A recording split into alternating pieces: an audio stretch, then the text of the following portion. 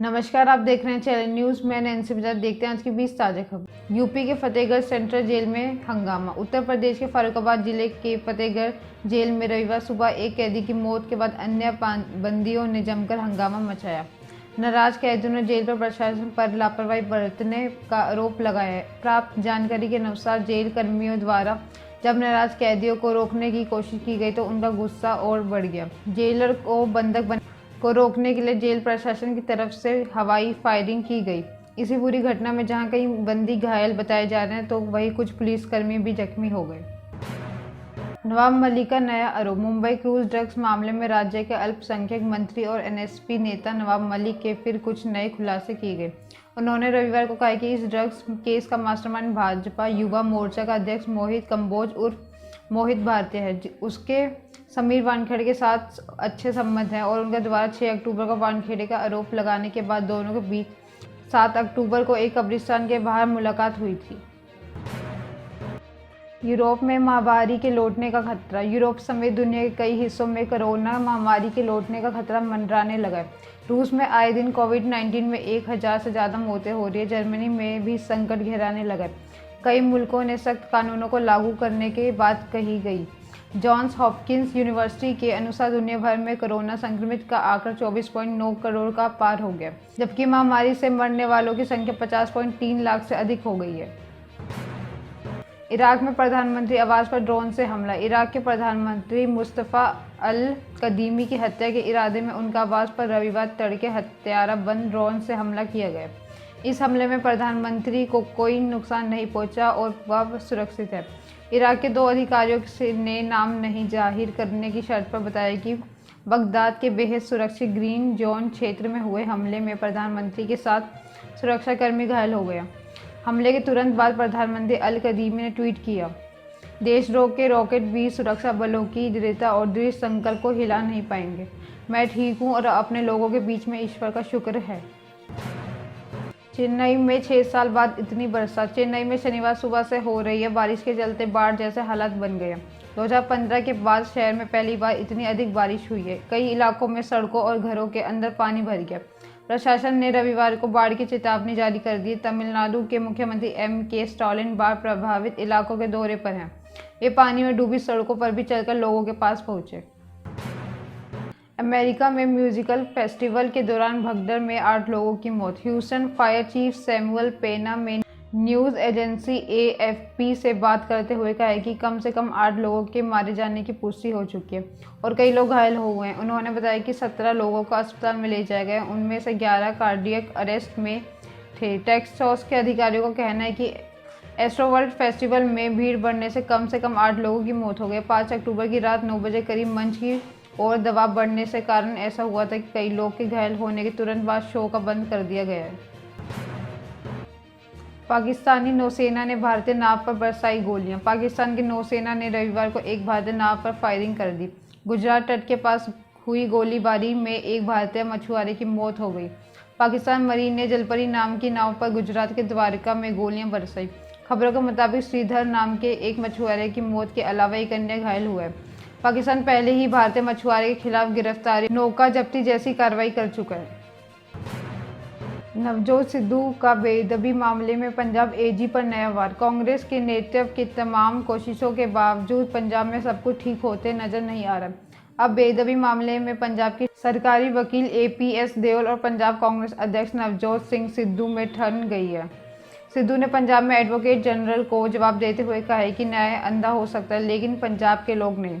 हमारी कांग्रेस पार्टी बेदबी के मामलों में न्याय दिलाने के वादे के साथ सत्ता में आई थी, जिसमें आप मुख्य साजिशकर्ताओं अभियुक्तों की तरफ से हाईकोर्ट में पेश हुए थे और हमारी सरकार के खिलाफ गंभीर आरोप लगाए। सरसों तेल से भरा टैंकर सड़क पर पलटा। मध्य प्रदेश की राजधानी भोपाल में रविवार सुबह सड़क पर अनोखी लूट हुई। दरअसल भोपाल में बाईपास पर सरसों का कच्चे तेल से भरा टैंकर पलट गया। जैसे ही लोगों की इसकी जानकारी हुई तो वो सरसों का तेल लूटने के लिए टूट पड़े। मौके पर ही भीड़ जमा हो गई। हर कोई टैंकर की तरफ भाग रहा था। हर हाथ में बर्तन और तेल लूटने की जल्दबाजी साफ दिखाई दे रही थी। हालांकि बाद में पुलिस ने लोगों को खदेड़ा। नमाज का शांतिपूर्ण समाधान खोजने की कोशिश जारी। मुस्लिम समुदाय ने पूर्व राज्यसभा सदस्य मोहम्मद अदीब की अध्यक्षता में सरकार और राजनीतिक दलों की प्रतिनिधियों के साथ बातचीत करने और शहर में जुमे की नमाज का शांतिपूर्ण समाधान खोजने के लिए 21 सदस्यीय समिति का गठन किया है। बता दें कि विभिन्न दक्षिणपंथी संगठनों और कुछ स्थानीय निवासियों ने पिछले कुछ हफ्तों में सार्वजनिक स्थानों पर नमाज का विरोध किया था।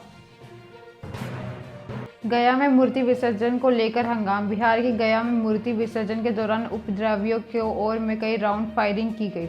इस दौरान कई लोग घायल हो गए। इस क्रम में टनकुप्पा का भारी को गोली लग गई और वह जख्मी हो गए। घायलों में 2 महिला समेत 2 अन्य शामिल हैं। बताया जा रहा है कि पुलिस प्रशासन की ओर से तय समय के दौरान मूर्ति विसर्जन में विलंब होने के दौरान पुलिस और मूर्ति विसर्जन करने वाले उपद्रवियों के बीच हिंसक झड़प हुई। मुंबई के कांदिवली में बिल्डिंग की 14वीं मंजिल पर लगी आग। मुंबई के कांदिवली इलाके में हंसा हेरिटेज बिल्डिंग की 14वीं मंजिल पर बने एक फ्लैट भीषण आग लग गई। आग बुझाने के लिए दमकल की 7 गाड़ियां मौके पर मुंबई पुलिस भी पहुंच गई। हादसे में 2 लोग गंभीर रूप से घायल हुए हैं। फिलहाल आग पर काबू पा लिया गया है। राजस्थान में हनी ट्रैप। आईएसआई की लड़कियां सेना के मूवमेंट और नए हथियार के बारे में लेती हैं सुराग। राजस्थान में 8 महीनों में हनी ट्रैप के 17 से अधिक मामले सामने आए हैं। आईएसआई की खूबसूरत लड़कियां सोशल मीडिया के सारे जवानों को अपने झांसे में लेती हैं, जाल में फंसाकर सेना के मूवमेंट और नए हथियारों के बारे में सुराग लेती हैं। पाकिस्तान की कोर्ट ने आतंकियों को छोड़ा। पाकिस्तान के लाहौर हाई कोर्ट में हाफिज सईद के संगठन जमात उद दावा के 6 लीडर्स के एक टेरर फंडिंग केस में बरी कर दिया। जमात उद दावा असल में बैन किया गया आतंकी संगठन लश्कर-ए-तैयबा का फ्रंट ऑर्गेनाइजेशन। इस संगठन में 2008 में मुंबई के आतंकी हमले को अंजाम दिया था, जिसमें 160 लोगों की मौत हुई थी। 5 से 11 साल के बच्चों के अभिभावकों का विरोध। अमेरिका के खाद्य और दवा प्रशासन ने 5 से 11 साल के बच्चों के लिए कोविड-19 वैक्सीन को मंजूरी दे दी है। इसके साथ ही 2 करोड़ 80 लाख बच्चों वैक्सीनेशन के दायरे में आ गए, लेकिन वैक्सीन संबंधी हिचक से जूझ रहे हैं। देश के बच्चों को वैक्सीन लगाने का अभियान बेहद चुनौतीपूर्ण हो सकता है। वैक्सीन लगवा चुके कई पेरेंट अपने किशोर बच्चों के लिए स्वीकृति दे चुके हैं।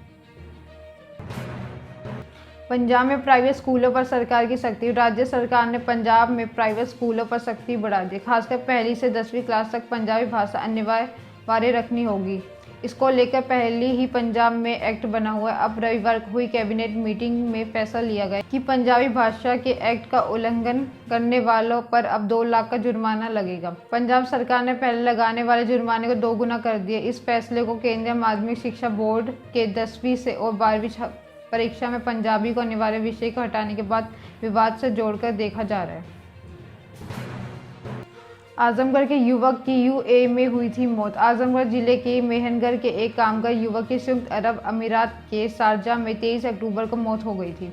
परिजनों की आर्थिक स्थिति ठीक नहीं। खाड़ी देश में मौत के बाद परिजनों ने शव मंगवाने के प्रदेश और केंद्र सरकार से गुहार भी लगाई थी। परिजनों की गुहार के संज्ञान लेते सरकार ने शव मंगवा दिया। इसके बाद परिजनों ने अंतिम संस्कार किया। सब गांव पहुंचते ही पूरा गांव गमगीन हो गया। कन्नौज में महिला ने की फायरिंग। कन्नौज में एक महिला सहित 2 लोगों को फायरिंग करते हुए वीडियो वायरल हो रहा है, जिसमें सभी लोग असलहों से निशानेबाजी करते नजर आ रहे हैं। यह वीडियो कब का है इसकी अभी कोई पुष्टि नहीं हो पाई। वीडियो दीपावली के दिन होने का अनुमान लगाया जा रहा है, जिसमें निशानेबाजी करते हुए ये लोग दिख रहे हैं।